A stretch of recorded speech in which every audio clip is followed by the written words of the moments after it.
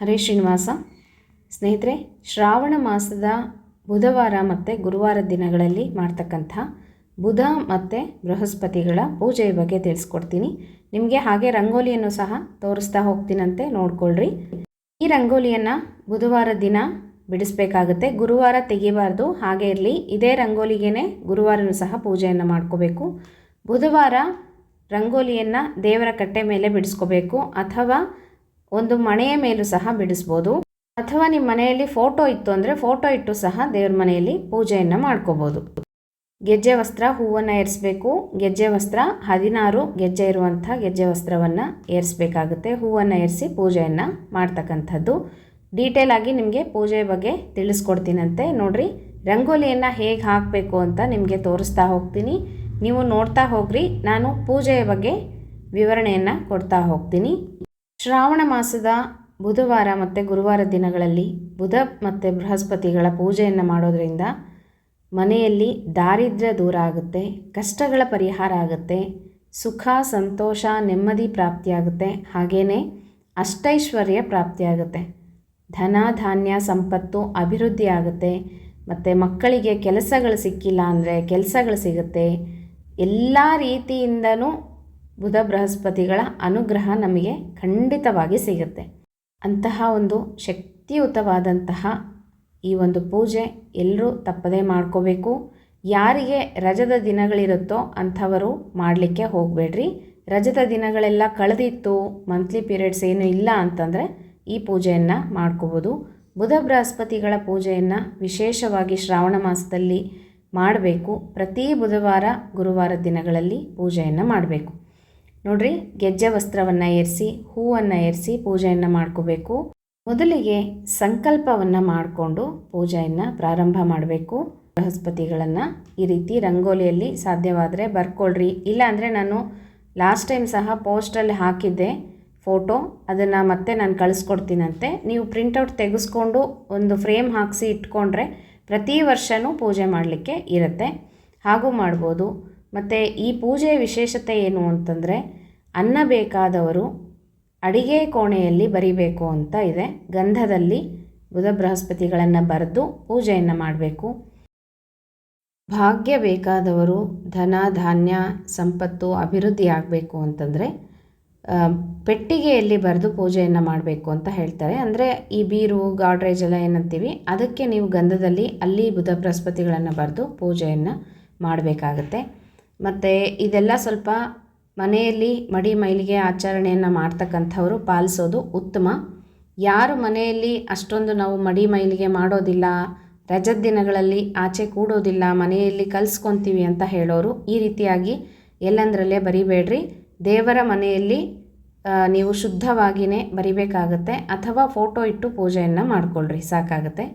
ಈ ರೀತಿ ನೋಡಿರಿ, ಶಂಖಚಕ್ರಗಳನ್ನು ಬರೆದು ಬುಧ ಬೃಹಸ್ಪತಿಗಳು ಬರೆದು ಪೂಜೆಯನ್ನು ರಂಗೋಲಿಯಲ್ಲಿ ಬರೆದು ಮಾಡ್ಕೋಬೋದು, ಅಥವಾ ಗಂಧದಲ್ಲಿ ದೇವರ ಮನೆಯಲ್ಲಿ ಬರೆದು ಪೂಜೆಯನ್ನು ಮಾಡ್ಬೋದು. ದೇವರ ಒಂದು ಗೋಡೆಗೆ, ದೇವರ ಮನೆಯಲ್ಲಿ ಗೋಡೆಗೆ ಬರೆದು ಸಹ ಪೂಜೆಯನ್ನು ಮಾಡ್ಕೋಬೋದು. ನಿಮ್ಮ ಅನುಕೂಲ, ಫೋಟೋ ಇಟ್ಟು ಸಹ ಪೂಜೆಯನ್ನು ಮಾಡ್ಕೋಬೋದು. ನೋಡಿರಿ, ಈ ರೀತಿಯಾಗಿ ರಂಗೋಲಿಯಲ್ಲಿ ಬುಧ ಬೃಹಸ್ಪತಿಗಳನ್ನು ಬಿಡಿಸಿ ಗೆಜ್ಜೆ ವಸ್ತ್ರ ಹೂವನ್ನು ಏರಿಸಿ ಪೂಜೆಯನ್ನು ಮಾಡ್ಕೋಬೇಕಾಗುತ್ತೆ. ಸಂಕಲ್ಪದಲ್ಲಿ ಶ್ರೀ ಪರಾಭವನಾಮ ಸಂವತ್ಸರೆ ದಕ್ಷಿಣಾಯಣೆ ವರ್ಷಾ ಋತು ಶ್ರಾವಣ ಮಾಸ ಶುಕ್ಲ ಪಕ್ಷ ಸಪ್ತಮಿ ತಿಥಿ ಸ್ವಾತಿ ನಕ್ಷತ್ರ ಶುಕ್ಲ ಯೋಗ ಗರಜಕರಣ ಏವಂ ಗುಣ ವಿಶೇಷಣ ವಿಶಿಷ್ಟಾಯಾಮ್ ಶುಭ ಪುಣ್ಯತಿಥೌ ಅಸ್ಮತ್ ಗುರು ಅಂತರ್ಗತ ಭಾರತೀ ರಮಣ ಮುಖ್ಯ ಪ್ರಾಣ ಅಂತರ್ಗತ ಶ್ರೀ ವಿಷ್ಣು ಪ್ರೇರಣೆಯ ವಿಷ್ಣು ಪ್ರೀತ್ಯರ್ಥಂ ಸಹ ಕುಟುಂಬಾನಾಂ ಕ್ಷೇಮಸ್ಥೈರ್ಯ ವಿಜಯವೀರ್ಯ ಅಭಯ ಆಯುರಾರೋಗ್ಯ ಐಶ್ವರ್ಯಾಭಿವೃದ್ಧ್ಯರ್ಥಂ ಸಕಲ ಸನ್ಮಂಗಳಾರ್ಥಂ ಸಕಲ ಅಭ್ಯುದಯಾರ್ಥಂಚ ಧರ್ಮ ಅರ್ಥ ಕಾಮ ಮೋಕ್ಷ ಚತುರ್ವಿಧ ಫಲ ಪುರುಷಾರ್ಥ ಸಿದ್ಧಾರ್ಥಂ. ಮತ್ತು ನಿಮ್ಮ ಮನಸ್ಸಿನಲ್ಲಿ ಏನಾದರೂ ಕೋರಿಕೆಗಳಿದ್ದರೆ ಅದನ್ನು ಕೇಳಿಕೊಂಡು ಬುಧ ಬೃಹಸ್ಪತಿಗಳಲ್ಲಿ ಶ್ರಾವಣ ಮಾಸ ಪ್ರಯುಕ್ತ ಬುಧ ಬೃಹಸ್ಪತಿ ಪೂಜಾಂ ಕರಿಷ್ಯೆ ಅಂತ ಹೇಳಿ ಸಂಕಲ್ಪವನ್ನು ಮಾಡಿಕೊಳ್ಳ್ರಿ. ನಂತರ ಪೂಜೆಯನ್ನು ಮಾಡಿಕೊಳ್ಳ್ರಿ. ಧೂಪ ದೀಪ ಮತ್ತು ನೈವೇದ್ಯ, ವಿಶೇಷವಾಗಿ ಬುಧ ಬೃಹಸ್ಪತಿಗಳಿಗೆ ಭಕ್ಕರಿಯನ್ನು ಮಾಡಿ ನೈವೇದ್ಯ ಮಾಡಬೇಕು. ಜೋಳದ ಭಕ್ಕರಿ, ಬೆಣ್ಣೆ, ತುಪ್ಪ, ಬೆಲ್ಲ ಮತ್ತು ಬೇಳೆಯ ತೊವ್ವೆ, ತೊಗರಿಬೇಳೆ ಹಾಕಿ ತೊವ್ವೆಯನ್ನು ಮಾಡಿ ನೈವೇದ್ಯ ಮಾಡಬೇಕು. ಮತ್ತು ವಿಳೆದೆಲೆ, ಅಡಿಕೆ, ದಕ್ಷಿಣೆ, ತಾಂಬೂಲವನ್ನು ನೈವೇದ್ಯಕ್ಕೆ ಇಡಬೇಕು. ಮತ್ತು ಹಾಗೆಯೇ ಮಜ್ಜಿಗೆಯನ್ನು ಸಹ ನೈವೇದ್ಯಕ್ಕೆ ಇಡಬೇಕಾಗುತ್ತೆ. ಈ ರೀತಿಯಾಗಿ ಪ್ರತಿ ಬುಧವಾರ ನೀವು ಭಕ್ಕರಿಯನ್ನು ಮಾಡಿ ಬುಧ ಬೃಹಸ್ಪತಿಗೆ ನೈವೇದ್ಯ ಮಾಡಬೇಕು. ಗುರುವಾರದ ದಿವಸ ಮೊಸರು ಅನ್ನ ಮಾಡಿ, ಅಂದರೆ ಅನ್ನ ಮಾಡಿ ಮೊಸರನ್ನು ಕಲಸಿ ನೈವೇದ್ಯವನ್ನು ಮಾಡ್ಬೋದು. ಈ ರೀತಿಯಾಗಿ ಎರಡೂ ದಿವಸನೂ ಬುಧ ಬೃಹಸ್ಪತಿಗಳ ಪೂಜೆಯನ್ನು ಮಾಡ್ಕೋಬೇಕು. ಎರಡೂ ದಿವಸನೂ ಗೆಜ್ಜೆ ವಸ್ತ್ರ ಏರಿಸಬೇಕು. ಬುಧವಾರ ಏರಿಸಿ ಗುರುವಾರ ಅದ್ರ ಮೇಲೇ ಮತ್ತೆ ಗೆಜ್ಜೆ ವಸ್ತ್ರ ಏರಿಸಿ ಹೂವನ್ನು ಬೇರೆ ಅದನ್ನು ತೆಗೆದುಬಿಟ್ಟು ಬಾಡಿರೋ ಹೂ ತೆಗೆದು ಬೇರೆ ಹೂವನ್ನು ಏರಿಸಿ ಪೂಜೆಯನ್ನು ಮಾಡ್ಕೋಬೇಕು. ಶುಕ್ರವಾರದ ದಿನ ರಂಗೋಲಿಯನ್ನು ಕದಲಿಸಿ ತೆಗಿಬೋದು, ಅಥವಾ ಶನಿವಾರ ಸಹ ರಂಗೋಲಿಯನ್ನು ಕದಲಿಸಿ ತೆಗೆದು ಮತ್ತೆ ಬುಧವಾರ ರಂಗೋಲಿಯನ್ನು ಹಾಕಿ ಪೂಜೆಯನ್ನು ಮಾಡಬೇಕು. ಯಾರು ಅಡುಗೆ ಮನೆಯಲ್ಲಿ ಗೋಡೆ ಬರೀತಿರೋ ಅಥವಾ ಬೀರುಗಳಲ್ಲಿ ಬರೆದಿರ್ತೀರೋ ಅದನ್ನು ಅಳಿಸ್ಲಿಕ್ಕೆ ಹೋಗಬಾರ್ದು. ಹಾಗಾಗಿ ಗೋಡೆಯ ಮೇಲೆ ಅಲ್ಲೇ ಇರಬೇಕು. ಅದಕ್ಕೇ ಮೇಲೆ ಗೆಜ್ಜೆ ವಸ್ತ್ರವನ್ನು ಏರಿಸ್ತಾ ಪೂಜೆಯನ್ನು ಮಾಡ್ತಾ ಹೋಗಬೇಕು. ಪ್ರತಿ ಬುಧವಾರ ಗುರುವಾರ ಪೂಜೆಯನ್ನು ಮಾಡ್ಕೋಬೇಕು. 4 ಬುಧವಾರ ಗುರುವಾರಗಳು ಪೂಜೆ ಆದಮೇಲೆ ಒಂದು ದಿನ ನೀರು ಹಚ್ಚಿ ಅದನ್ನು ನೀಟಾಗಿ ಒರೆಸಿ ಚಿತ್ರವನ್ನು ತೆಗಿಬೋದು. ಯಾರು ಫೋಟೋ ಇಟ್ಟು ಪೂಜೆಯನ್ನು ಮಾಡ್ತಿರೋ ಬುಧವಾರ ಗುರುವಾರ ಪೂಜೆ ಮಾಡ್ಕೊಳ್ರಿ. ಶುಕ್ರವಾರ ಗೆಜ್ಜೆ ವಸ್ತ್ರ ಹೂವು ಎಲ್ಲ ತೆಗಿಬೋದು.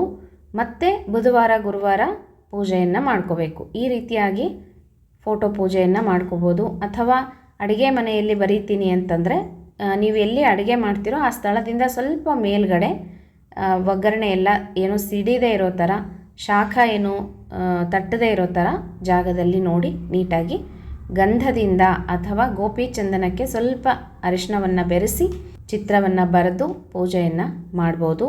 ನಿಮಗೆ ಯಾವ ರೀತಿ ಗಂಧದಿಂದ ಚಿತ್ರವನ್ನು ಬರೀಬೇಕು ಅಂತ ಹೇಳಿ ನಾನು ವಿಡಿಯೋ ಹಾಕಿದ್ದೀನಿ. ಅದರ ಲಿಂಕನ್ನು ಬೇಕಾದರೆ ನಾನು ಶೇರ್ ಮಾಡ್ತೀನಂತೆ. ಈ ರೀತಿಯಾಗಿ ಬುಧವಾರ ಮತ್ತು ಗುರುವಾರ ದಿನಗಳಲ್ಲಿ ಶ್ರಾವಣ ಮಾಸದಲ್ಲಿ ವಿಶೇಷವಾಗಿ ಮಾಡ್ತಕ್ಕಂಥ ಪೂಜೆ, ವಿಶೇಷ ಅನುಗ್ರಹ ಸಿಗುತ್ತೆ ಬುಧ ಬೃಹಸ್ಪತಿಗಳದು. ಎಂತಹ ಕಷ್ಟಗಳಿದ್ರೂ ಸಹ ಪರಿಹಾರ ಆಗುತ್ತೆ. ಮತ್ತು ಬುಧ ಬೃಹಸ್ಪತಿಯ ಕಥೆ ಇದೆ ಒಂದು ಹಾಡಿನ ರೂಪದಲ್ಲಿ, ಅದನ್ನು ಸಹ ನಾನು ವಿಡಿಯೋ ಹಾಕಿದ್ದೀನಿ. ಅದರ ಲಿಂಕನ್ನು ಸಹ ಶೇರ್ ಮಾಡ್ತೀನಿ, ನೋಡ್ಕೊಳ್ರಿ. ಪೂಜೆ ಎಲ್ಲ ಮಾಡಿಕೊಂಡು ಕಥೆಯನ್ನು ಕೇಳಿಸ್ಕೊಂಡ್ರೂ ಸಾಕಾಗುತ್ತೆ, ನೀವು ಅದರ ಫಲವನ್ನು ಪಡೀಬೋದು. ಹಾಗಾಗಿ ಶ್ರಾವಣ ಮಾಸದಲ್ಲಿ ಅಂದರೆ ಆಗಸ್ಟ್ 19ನೇ ತಾರೀಕು ಮತ್ತು 20ನೇ ತಾರೀಕು ಬುಧ ಬೃಹಸ್ಪತಿಗಳ ಪೂಜೆಯನ್ನು ಮಾಡ್ಕೋಬೇಕಾಗತ್ತೆ. ಮಧ್ಯ ದಿನಗಳಲ್ಲಿ ಕೆಲವೊಂದು ಸಲ ಆಗಲಿಲ್ಲ ನಮಗೆ ಪೂಜೆ ಮಾಡ್ಕೊಳ್ಳೋದಕ್ಕೆ ಕೆಲವೊಂದು ಕಾರಣಗಳಿಂದ ಅಂತಂದರೆ ಬಿಡ್ಬೋದು. ಮತ್ತು ಯಾವ ವಾರ ಆಗುತ್ತೋ ಆ ವಾರ ಪೂಜೆಯನ್ನು ಮಾಡ್ಕೋಬೋದು. ಮೊದಲನೇ ವಾರ, ಕೊನೆಯ ವಾರ ಆ ರೀತಿಯೂ ಪೂಜೆಯನ್ನು ಮಾಡ್ಕೋಬೋದು. ಇದಿಷ್ಟು ಬುಧ ಬೃಹಸ್ಪತಿಗಳ ಪೂಜೆ ಯಾವ ರೀತಿ ಮಾಡಬೇಕು, ರಂಗೋಲಿಯನ್ನು ಯಾವ ರೀತಿ ಹಾಕಬೇಕು ಅಂತ ನಿಮಗೆ ತೋರಿಸ್ಕೊಟ್ಟಿದ್ದೀನಿ. ಎಲ್ಲರೂ ನಿಮ್ಮ ಕಷ್ಟಗಳ ಪರಿಹಾರಕ್ಕಾಗಿ ಬುಧ ಬೃಹಸ್ಪತಿಗಳ ಪೂಜೆಯನ್ನು ಮಾಡ್ಕೊಳ್ರಿ. ನಾನು ಫೋಟೋವನ್ನು ಪೋಸ್ಟಲ್ಲಿ ಶೇರ್ ಮಾಡಿರ್ತೀನಿ, ನೋಡ್ಕೊಳ್ರಿ. ನೀವು ಬೇಕು ಅಂತಂದರೆ ಅದನ್ನು ಸ್ಕ್ರೀನ್ಶಾಟ್ ತೆಕ್ಕೊಂಡು ಪ್ರಿಂಟೌಟ್ ತೆಗೆಸ್ಕೊಂಡು ನೀವು ಫ್ರೇಮ್ ಹಾಕಿಸ್ಕೊಂಡು ಇಟ್ಕೋಬೋದು. ರಂಗೋಲಿಯಲ್ಲಿ ಬಿಡಿಸಿ ನಾವು ಪೂಜೆ ಮಾಡ್ತೀವಿ ಅನ್ನೋರು ಈ ರೀತಿಯಾಗಿ ಕಮಂಡಲವನ್ನು ಹಿಡಿದಿರುವಂಥ ಬುಧ ಬೃಹಸ್ಪತಿಗಳ ಚಿತ್ರವನ್ನು ನಿಮಗೆ ಹೇಗೆ ಬರುತ್ತೋ ಆ ರೀತಿಯಾಗಿ ಬಿಡಿಸ್ಕೊಳ್ರಿ. ಆಶೀರ್ವಾದ ಮಾಡ್ತಾ ಇರೋ ಥರ ಬಿಡಿಸಿ ಪೂಜೆಯನ್ನು ಮಾಡ್ಕೋಬೋದು. ಸ್ನೇಹಿತರೆ, ಬುಧ ಬೃಹಸ್ಪತಿಗಳ ಪೂಜೆಯ ಬಗ್ಗೆ ಇನ್ನೇನಾದರೂ ಡೌಟ್ ಇದ್ದರೆ ಕಮೆಂಟ್ ಬಾಕ್ಸಲ್ಲಿ ಕೇಳ್ರಿ, ತಿಳಿಸ್ಕೊಡ್ತೀನಂತೆ. ಪೂಜೆ ಏನು ಜಾಸ್ತಿ ಇಲ್ಲ, ಸಿಂಪಲ್ ಪೂಜೆ. ಸಂಕಲ್ಪ ಮಾಡ್ಕೊಳ್ರಿ, ದೀಪಗಳನ್ನು ಹಚ್ಚಿಡ್ರಿ, ಮತ್ತು ಧೂಪವನ್ನು ಮಾಡಿರಿ, ಹಾಗೆಯೇ ತುಪ್ಪದ ದೀಪವನ್ನು ಹಚ್ಚಿರಿ, ಅಡಿಗೆ ಮಾಡಿ ನೈವೇದ್ಯವನ್ನು ಮಾಡಿರಿ, ಗೆಜ್ಜೆ ವಸ್ತ್ರ ಹೂವನ್ನು ಏರಿಸಿ ಭಕ್ತಿಯಿಂದ ಪೂಜೆಯನ್ನು ಮಾಡ್ಕೊಳ್ರಿ. ನೈವೇದ್ಯ ಎಲ್ಲ ಆದಮೇಲೆ ಕೊನೆಗೆ ಮಂಗಳಾರತಿಯನ್ನು ಮಾಡಬೇಕು. ಆರತಿ ಅಥವಾ ಮಂಗಳಾರತಿಯನ್ನು ಮಾಡಬೇಕಾಗುತ್ತೆ. ವಿಶೇಷವಾಗಿ ಬುಧ ಬೃಹಸ್ಪತಿಗಳಿಗೆ ಭಕ್ಕರಿಯನ್ನೇ ನೈವೇದ್ಯ ಮಾಡಬೇಕು. ಅಥವಾ ತಾಲಿಪಿಟ್ಟು ಅಂತೀವಲ್ವ, ಅಕ್ಕಿ ಹಿಟ್ಟಿಂದು, ಅದನ್ನಾದರೂ ಮಾಡಿ ನೈವೇದ್ಯವನ್ನು ಮಾಡ್ಬೋದು. ಬೆಣ್ಣೆ, ತುಪ್ಪ, ಬೆಲ್ಲ ಮತ್ತು ತವ್ವೆ ಈ ಥರದ್ದನ್ನು ಮಾಡಿ, ಪುಡಿಗಳೇನಾದರೂ ಮಾಡಿ, ಕೊಬ್ಬರಿ ಪುಡಿ ಆ ಥರದ್ದು ಮಾಡಿ ನೈವೇದ್ಯವನ್ನು ಮಾಡ್ಬೋದು. ಸ್ನೇಹಿತರೆ, ಇದಿಷ್ಟು ಶ್ರಾವಣ ಮಾಸದಲ್ಲಿ ಮಾಡ್ತಕ್ಕಂಥ ಬುಧ ಬೃಹಸ್ಪತಿಗಳ ಪೂಜೆಯ ವಿವರ ತಿಳಿಸ್ಕೊಟ್ಟಿದ್ದೀನಿ. ಸಂಕಲ್ಪವನ್ನು ಮಾಡಿಕೊಂಡು ಪೂಜೆಯನ್ನು ಮಾಡಿಕೊಳ್ಳ್ರಿ. ಮತ್ತೆ ಮುಂದಿನ ವಿಡಿಯೋ ಒಟ್ಟಿಗೆ ಸಿಗ್ತೀನಂತೆ. ಹರೇ ಶ್ರೀನಿವಾಸ.